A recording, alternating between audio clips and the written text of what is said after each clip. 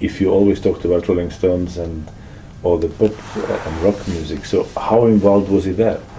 How he must have been very aware of the pop culture. As you said, you found something jazzy in his piece, but he really liked jazz very much. And when he was in New York, when he got a scholarship from Rockefeller, he asked if he could study under Duke Ellington. Oh, yeah? Because he wanted to study under Duke Ellington, which he couldn't. But well, for him, actually, as he wrote the music for the films and he wrote the concert pieces and he arranged, Beatles to guitar. For him, there is no barrier. No. Yeah, it's all music. So whether he likes or he doesn't like, I think.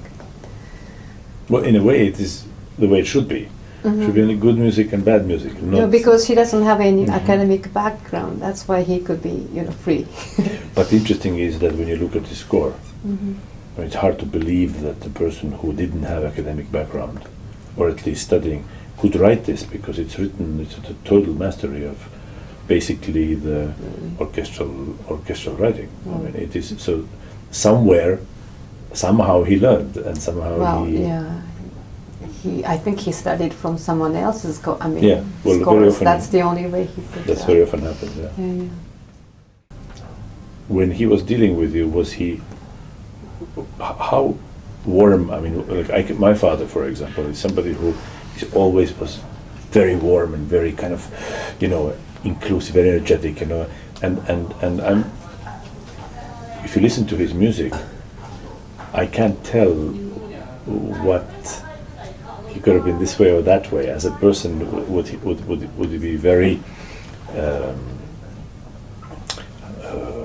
how should I say, involved or with slight distance? He has I think he has both. Yeah. He thinking back now, he's sometimes very optimistic, but he could be very pessimistic too. He could be very precise, he could be very, sloppy. And he could be very, warm, but he could be very, I don't know, keep some distance. So I think he was the man of a balance who has a very long arms to keep somehow balance. Okay. So sometimes he's very, I don't know, very enthusiastic, about my friends, what I'm doing, my future. But next day he's very, he's like,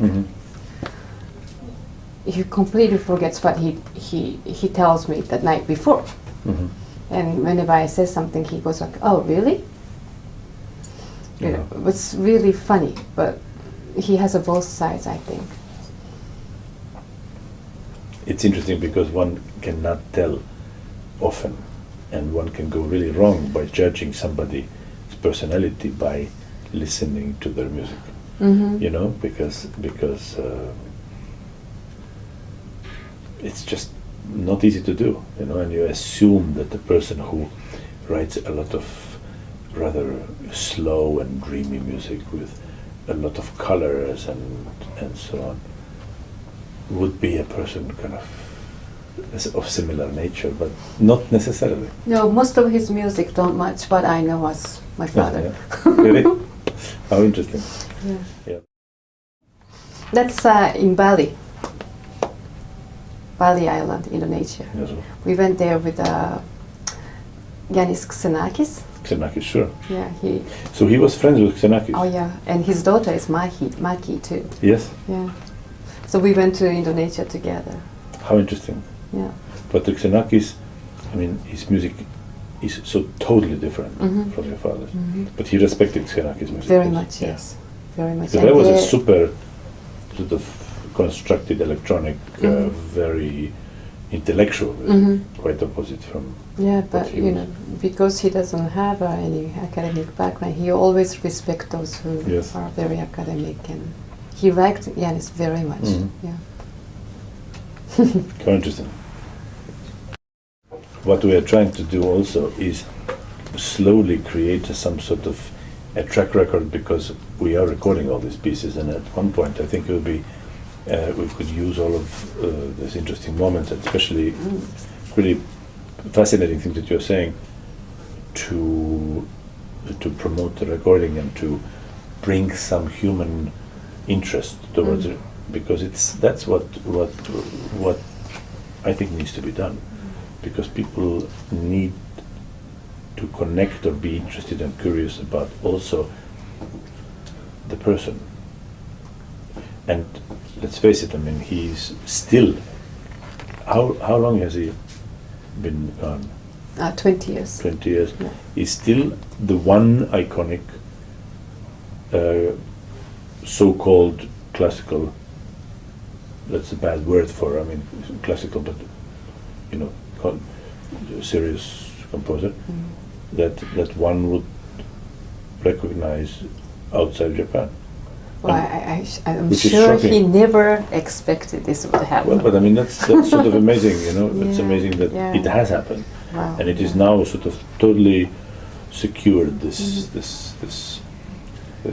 iconic position here, you know, so it would be No, interesting. the reason why, you know, when you asked me to talk about my father, there are so many young artists who never met my father are playing his music now. No, exactly. Exactly. And I like that, you know, very much. I'm so happy about that. And so, you know, and some people think that he's a very difficult, serious, you know, Mhm. kind of person who doesn't eat much, who doesn't talk much, who doesn't laugh at all.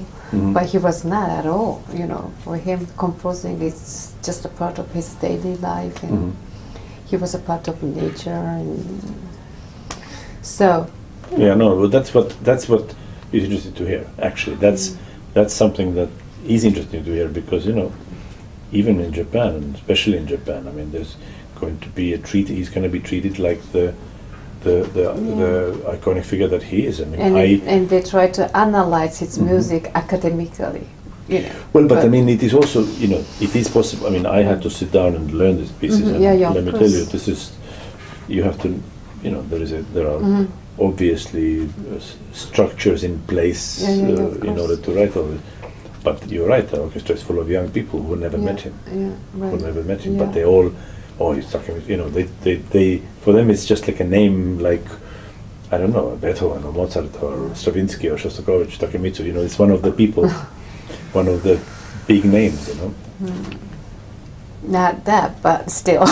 No, it is, well, it really is in this sort of category of these composers No, whose, you know, I just want, you know, young musicians and young players to know that he was regular, you know, fragile Japanese tiny man, you know, who laughs and who enjoys his moment with our friends and who likes drinking, watching, you know, films, and for him writing, I mean, you know, writing music is, I don't know, something he had to do. right, But also he was a regular man, yeah. and he had a family, you know, he had friends, and he didn't expect his music to be performed forever or anything. He just wanted to he was always dreaming of his piece to be performed at least once. At least once. Well, Yeah. this is, And that was, you know, his I think he had that always in his mind when he was well, composing. certainly now it's, this is something that already has happened, and certainly now he doesn't have to worry about that anymore. Well, great. Very nice Thank to you. talk to you, and Thank you. thanks for all this Thank you insight. for having me. Thank you.